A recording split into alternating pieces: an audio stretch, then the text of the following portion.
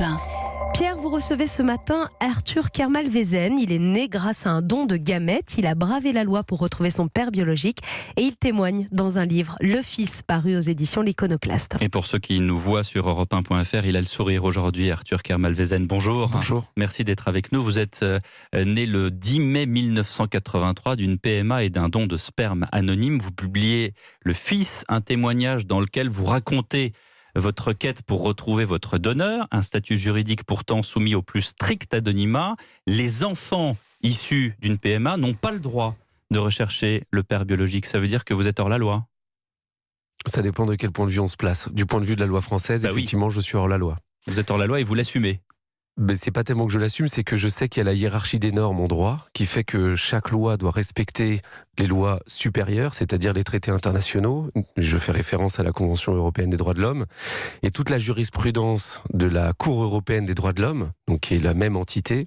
Donc c'est la loi du française Conseil qui de est hors la l'Europe. loi.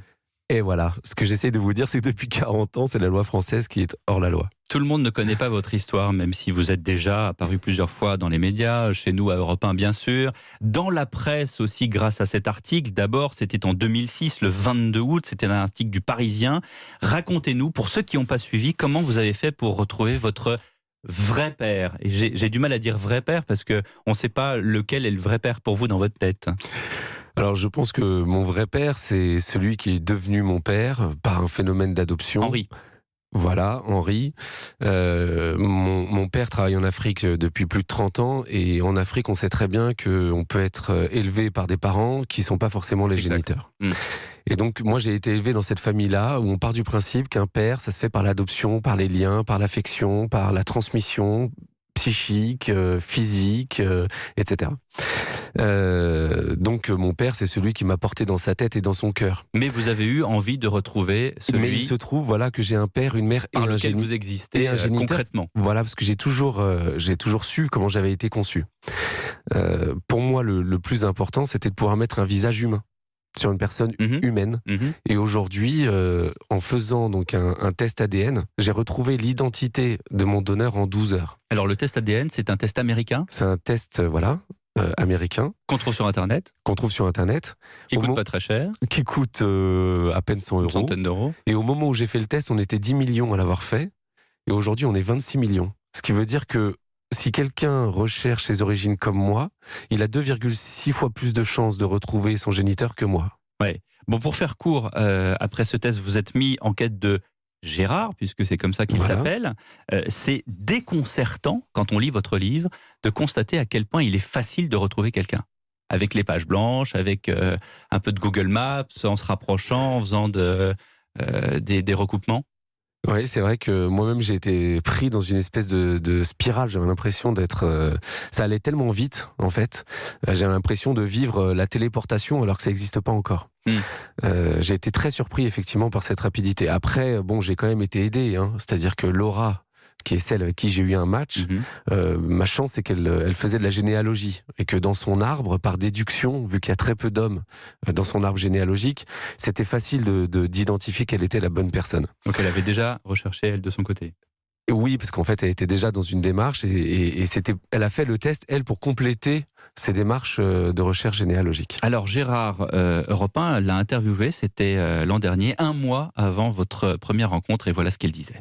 Alors, ce qui m'a amené à faire des dons, c'est que tout simplement, moi j'ai été marié la première fois, on avait été 7 ans sans avoir d'enfants, et donc là je comprenais très bien la demande des couples qui ne pouvaient pas avoir d'enfants, je comprenais très bien. Et cette surprise, c'était plutôt une bonne surprise ou une mauvaise surprise, ça vous a dérangé ? Non, c'est une excellente surprise, mais bon, ça reste une surprise, alors avec, elle n'est pas toujours à 99%, comment je pourrais dire, positive, il y a toujours un petit côté négatif, oui, parce qu'il y a de l'appréhension, il y a comment ça va être perçu, au sein des familles.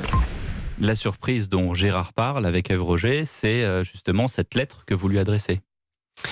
Oui, voilà, en fait, je suis allé voir ses voisins parce que je voulais pas être intrusif. Et donc, j'ai remis un courrier et ils avaient pour consigne de lui remettre de la façon la plus discrète possible, en main propre et à lui seul.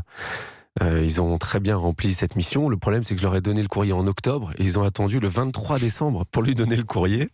Cherchez le bon moment. Et Gérard me passe un coup de fil le 25 décembre à 10h. J'étais dans ma voiture, Vous je êtes le pas raconte seul, dans le en livre. plus, ouais. J'ai mes 2 garçons dans la voiture derrière moi. Et là, j'ai quelqu'un qui me dit qui est-ce qui pourrait t'appeler un 25 décembre à 10h? Je dis je sais pas du tout. Il me dit oui, ça serait dommage vu le temps que tu as passé à me chercher. Je dis alors effectivement, si ça pouvait être Gérard, ça me ferait vraiment plaisir. Et là, il me dit oui, c'est Gérard. Bravo de m'avoir retrouvé. J'aimerais bien savoir comment t'as fait. Comment est-ce que vous avez intégré ce nouveau père dans votre vie et qu'en a pensé celui qui vous a élevé? À vrai dire, le fameux courrier que j'ai remis au voisin, c'est mon père qui l'a rédigé avec moi. Donc ma mère l'a relu. Quand bien même, ça n'a pas dû être simple pour lui. De toute façon, la PMA, à la base, c'est toujours une violence pour les parents. C'est-à-dire qu'elle a découvert de la stérilité, il y a quand même eu blessure narcissique, on s'attend à pouvoir avoir des enfants, et puis on se rend compte que c'est pas possible. Bref, c'est quand même, à la base, le point de départ de la PMA, c'est une violence. Mais vous l'écrivez dans votre livre, vos parents vous disent mais qu'est-ce qui te prend d'aller quand même tout le temps, on croirait presque à une addiction, cette nouvelle amitié ou ce lien que vous avez avec Gérard. C'est vrai que je me suis souvent posé la question de savoir pourquoi c'était si difficile de comprendre ma quête. Et j'ai trouvé une petite phrase qui m'amuse, c'est que, vous savez, les seules personnes qui vous disent que l'argent c'est pas important, c'est ceux qui en ont. Mais les origines, c'est la même chose. Il n'y a que ceux qui connaissent leurs origines qui vont vous dire que c'est pas important. Ce que je veux dire par là, c'est qu'il faut vivre la privation des origines pour vraiment comprendre ce que c'est. C'est un peu comme la faim. Il faut connaître la faim pour vraiment savoir ce que c'est. Et ça, c'est vous qui le dites, mais c'est aussi les autres qui sont dans la même situation. Vous en avez parlé. Il y a beaucoup de personnes dans ma situation. Depuis que ça a été médiatisé, notamment sur vos ondes, je suis contacté par plein de personnes qui veulent savoir comment j'ai fait. Vous écrivez ce livre avec la journaliste Charlotte Rothman et Arthur, donc vous. C'est il, c'est la troisième personne. C'est comme si vous étiez spectateur de vous-même. Pourquoi est-ce que vous n'avez pas écrit « je » ? En fait, Charlotte m'a dit les éditions de l'Iconoclaste m'ont d'abord appelé parce qu'ils voulaient faire un roman et puis donc un récit. Et puis je leur ai raconté mon histoire et ils m'ont dit mais en fait c'est tellement hallucinant qu'il n'y a même pas besoin d'inventer quoi que ce soit. Et du coup ils ont préservé la troisième personne du singulier comme dans un roman pour raconter cette histoire, parce qu'ils m'ont dit mais tu comprends Arthur, t'es le premier d'une très longue série et ton histoire se suffit largement à elle-même tellement elle nous dépasse. Et pour vous c'est une histoire vraie ou un roman? Pour moi c'est les deux, puisqu'en fait j'étais spectateur d'une histoire qui me dépassait complètement, tellement c'était énorme, tellement c'était au-delà de mes espérances. Mais il faut bien savoir que ce livre se base sur 15 heures d'enregistrement réel que j'ai eu avec mon donneur, que j'ai confié à Charlotte Rothman, qui a pu faire un vrai travail journalistique et qui a rencontré tout le monde. Le Fils aux éditions de l'Iconoclaste avec Charlotte Rothman. Merci beaucoup Arthur Kermal-Vezen d'avoir été avec nous sur Europe 1.